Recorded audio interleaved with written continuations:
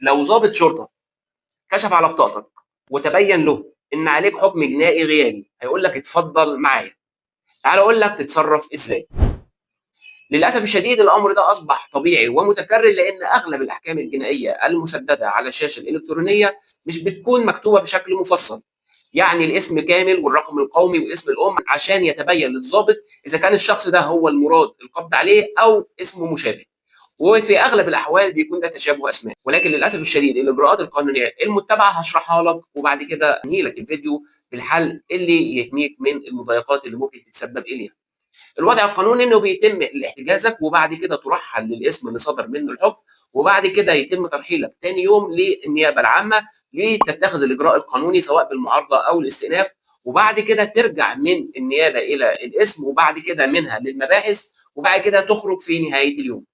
طبعا اليومين دول بيبقى يومين صعب تصورهم او وصفهم، لانه ظرف مستجد على الناس اللي مش متعوده على حاجه زي كده. طيب ايه هو الحل القانوني اللي المشرع قاله اللي يحميك من البهدله دي؟ طبعا عشان تتفادى موقف زي ده، الضابط هيوجهك للاسم، وسيادتك هتطلب منه بكل لباقه انه يحرر لك محضر لاعلانك بالحكم الغيابي اللي هو بيدعيه.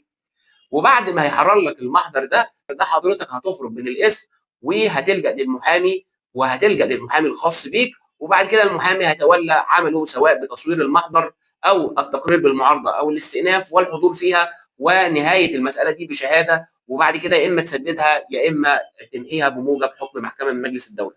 سندنا في الكلام ده يا فندم نص الماده 238 للماده 241 من قانون الاجراءات الجنائيه، وكذلك نص الماده 398 اللي بيلزم رجال السلطه العامه بتحرير محاضر بالاعلان بالاحكام الغيابيه.